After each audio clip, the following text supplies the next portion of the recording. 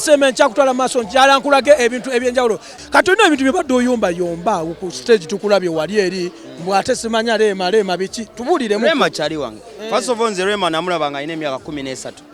nali nkolera mukyala Alima ku Beat FM yali ya luzungu by then MD yantwale wa mukyala Alima Rema mwagala naye akimanyi ne Budadi mupostinze nnyo kimala bwe mwagala kakasa na kunyiiza tunyiize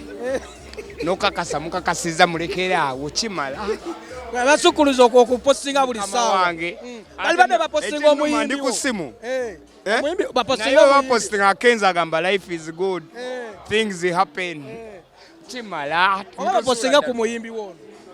abayimbi nabangi fie yakomawo Heize wali Shamike wali Ruza ze nze mundeke Rema kimala tukitegedde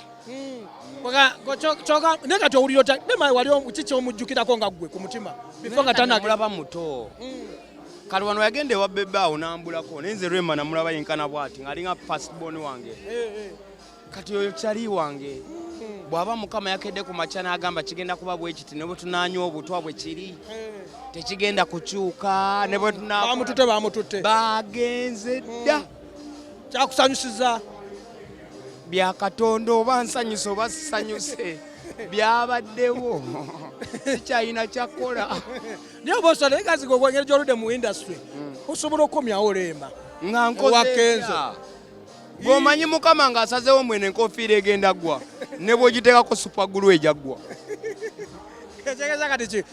Kenzo akiveeko Edisa Musuza akatisa agambye kiveeko setting embade ku TV